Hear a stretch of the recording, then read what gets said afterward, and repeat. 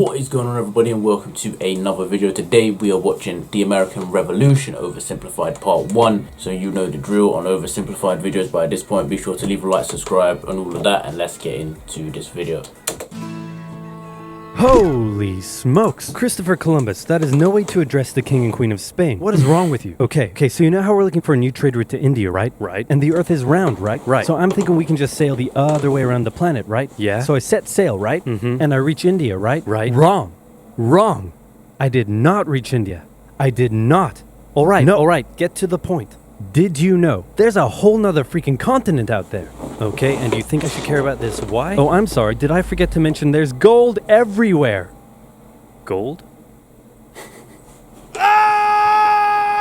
Columbus landed in Central America in October 1492, and he had the time of his life. And by that I mean he went on a huge theft and murder spree. He stole gold, jewelry, people, and a hammock. And then he returned to show off all of his riches, including a few previously undiscovered items such as tobacco, the pineapple, turkeys, and a hammock. Now I know what you're thinking, but oversimplified, Columbus didn't discover America, the Vikings did. And you'd be partially right. In the 11th century, Leif Erikson was the first European to land in America. But hey, if you love Vikings so much, then why don't you check out today's sponsor?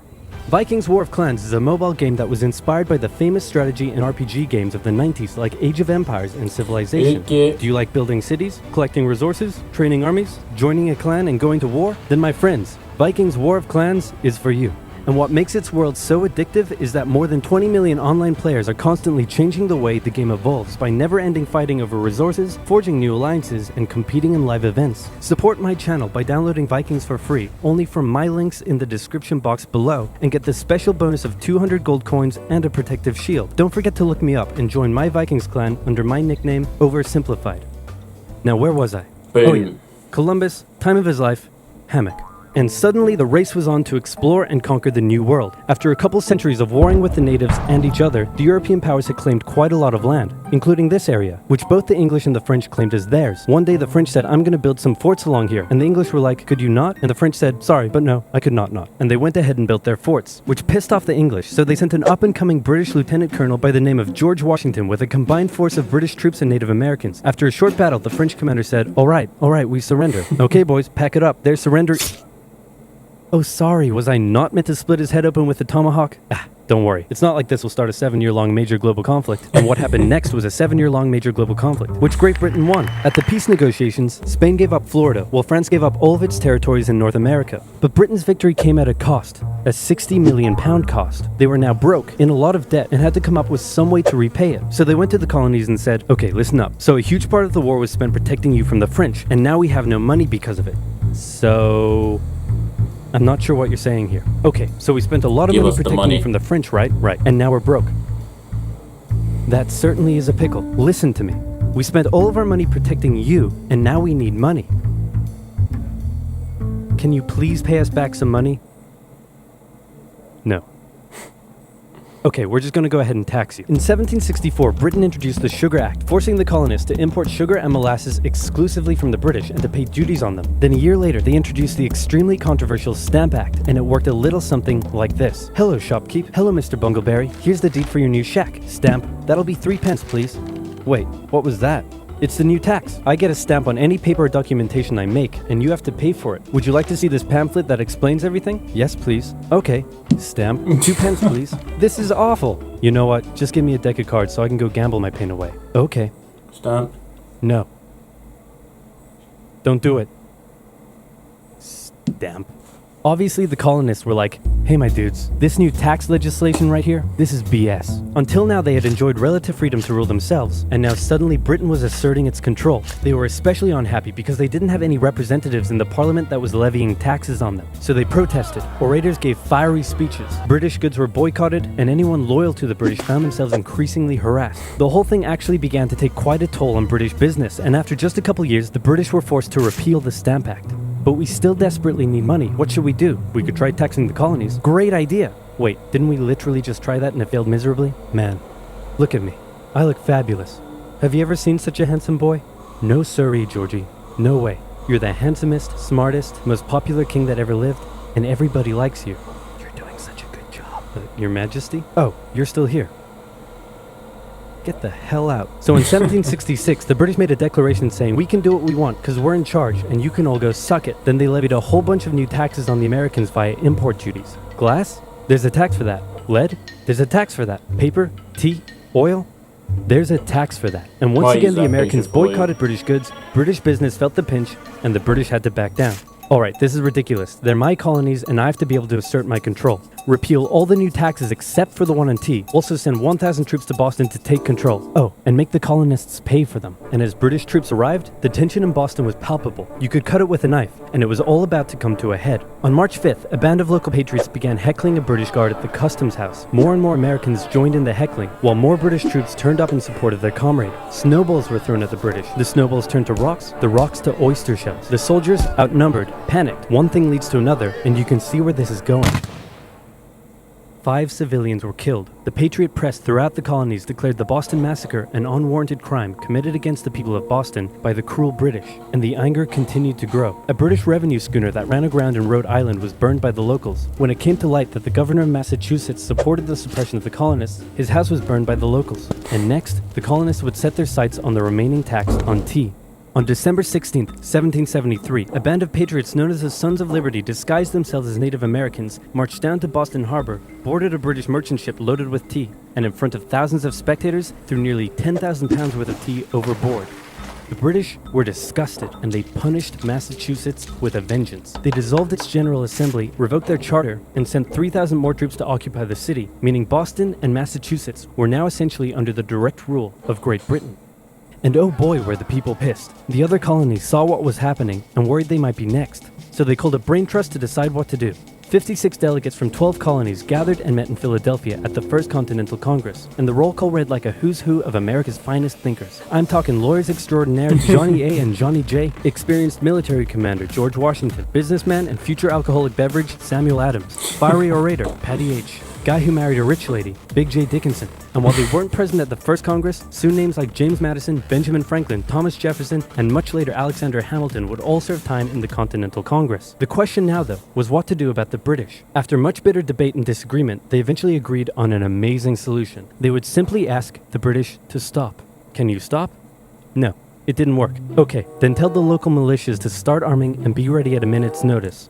And across the colonies, these Minutemen stood ready for the beginning of the American Revolutionary War. Now, having your colonies in open rebellion is one thing. Once they start arming themselves, that's when it really hits the fan. So British General Thomas Gage ordered 700 troops from Boston out into the rebel-controlled Massachusetts countryside to destroy stores of arms and ammunition held by the rebels in Concord. The British set out in the middle of the night. Patriots including Paul Revere rode ahead to warn that the British were coming, giving the rebels time to prepare. The two sides met in Lexington as the sun began to rise. They faced off against each other, and in the confusion, somebody shot first. The shot heard around the world marked the beginning of the American War of Independence. The rebels were outnumbered and had to fall back to Concord as the British split up to search for rebel supplies. However, more and more Patriot rebels kept showing up, and this time it was the British who were outnumbered as more fighting kicked off in Concord. The most professional army in the world was forced to flee back to Boston at the hands of local, poorly trained militiamen, and all along the British route back to Boston, Patriot rebels continued to gather and open fire on the retreating British. When the British reached Boston, the rebel militias surrounded them. Boston and the British were now under siege as small land and naval skirmishes continued around the city. And the British would suffer another embarrassing blow, this time in upstate New York. Colonel Benedict Arnold concocted a plan to take the British stronghold Fort Ticonderoga, which held a large amount of guns and ammunition. He set off towards the fort alone, hoping to recruit men along the way, when he came across the Green Mountain Boys, led by Ethan Allen, who as it turned out, had the exact same plan he did. So they decided to work together. But I'm in charge. No, I'm in charge. No, I'm in charge. No, I'm in charge. No, I'm in charge. No, I'm in charge. No, I'm in charge. This went on for some time, until the Green Mountain Boys threatened to go home, and Arnold had to concede. The group raided the fort at night while the Redcoats were asleep, and they caught them completely by surprise, taking the fort and all of its munitions with almost no resistance. Wow, great job, Ethan. Very impressive. By the way, what happened to that other guy we sent to take the fort? Who? Benedict Arnold. Never heard of him. Ouch. What the fuck? Nobody knew what was going on. The colonies were in open rebellion, and for now, they even seemed to be winning. So King George fired General Gage, replaced him with General William Howe, and ordered the rebellion to be put down immediately. Okay, the British are definitely going to retaliate for all of this, so we should probably put together a proper army. First, we need to pick a commander-in-chief, and I think we can all agree that that job should go to the man, the myth, the legend, George Washington. My friends, I am humbled and honored that you would consider me for such an important role. I did not expect for this. All right, you've been showing up in a military uniform every day for the last 10 months. We all know you wanted this, so cut the crap, George. Dude.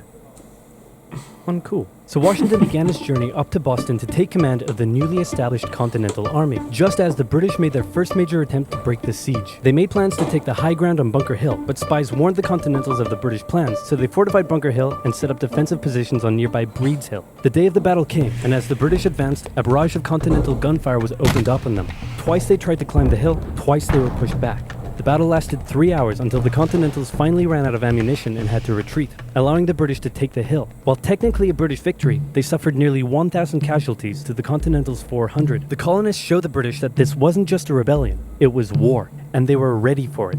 But one thing they weren't sure about was why they were fighting. While some radicals were starting to throw around the I word, most hoped to eventually repair their relationship with Great Britain. So they sent a letter to King George saying, "Hey man, looks like things aren't going your way. Remove the taxes and let's be friends. I'm gonna kick your ass." Send that to the colonies. Your Majesty, your handwriting is terrible. Are you sure? Just do it. What does it say? He's gonna lick my... Gross. So for the remainder of the year, small engagements continued to occur around the colonies. The British burned down the towns of Falmouth, Massachusetts and Norfolk, Virginia as revenge for earlier anti-British incidents. These actions played right into the hands of patriot propaganda. Overseas, the British were seen as brutes, and the French and Spanish would soon begin sending supplies to the rebel cause. During this time, there was also minor fighting going on between patriot and loyalist militias in the southern colonies. Benedict Arnold was still on a mission to win some personal glory for himself, so he headed up an attempt to invade Canada in a two-pronged attack. The Continentals managed to capture some British forts and the city of Montreal, but a harsh snowstorm with some smallpox on the side saw them defeated and pushed back at Quebec City, and they were forced to retreat all the way to Fort Ticonderoga. Speaking of which, remember all those guns and ammunition? Well, this guy's got a plan for what to do with them. He uses oxen to drag 120,000 pounds of artillery for 2 months through the harsh winter, 300 miles all the way to Washington and his Continental Army surrounding Boston. Boom.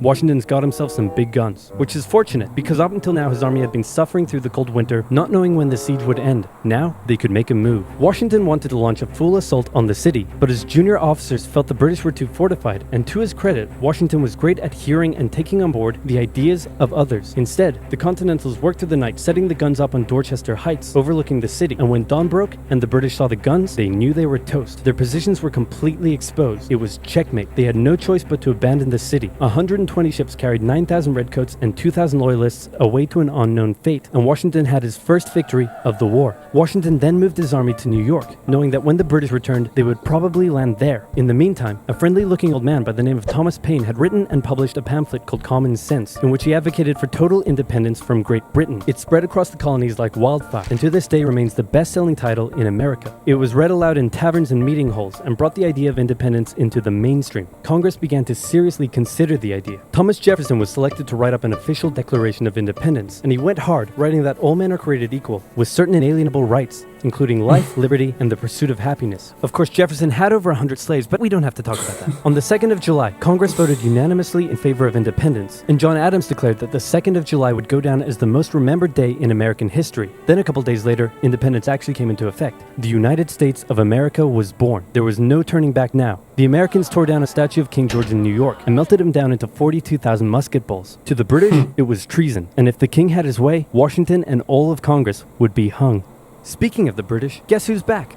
The king sent an intimidating force of 130 warships and 25,000 men to New York. Washington knew that taking on the most powerful military in the world wouldn't be easy. The British set up camp on Staten Island as the Americans dug into defensive positions around Brooklyn Heights, waiting for an attack to come. But the British just waited, wearing down their opponent's nerve while building their own strength. At one point, they launched a big scary artillery barrage and then said, "You know, if I was you right now, I'd probably sue for peace." But Washington told them to shove it. The Americans kept holding out for what was coming, and when they finally hit, they hit hard. 15,000 British troops approached the American position, and the two sides fired on each other in massive rows. But what the Americans didn't realize was they were only fighting a decoy. The main British force was going around to flank the Americans from behind, and when they arrived, they inflicted heavy casualties. The Americans panicked and retreated back to Brooklyn Heights, where they then found themselves trapped between the British army and the river. It looked as though the war was already lost, but luckily, instead of attacking, the British decided to dig in for a siege, and then a thick fog set in, allowing Washington's army to escape across the river unimpeded. The British continued to chase and engage the Americans at Manhattan, and the Americans suffered defeat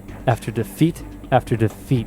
It was a disaster. Washington's leadership was called into question as thousands of American POWs were left to rot as traitors. Washington's army fled through New Jersey all the way down to Pennsylvania. Rarely had an army been so badly beaten, yet survived to fight another day. Okay, that is the end of the American Revolution Oversimplified Part 1. I'll be doing Part 2 very soon. Anyway, thank you all for watching. Be sure to leave a like, subscribe. Again, like I said before, I didn't know a lot about this, so it's always nice to learn more about stuff like this. But we'll do Part 2 after this. So yeah, be sure to leave a like, subscribe, and I'll see you all next time.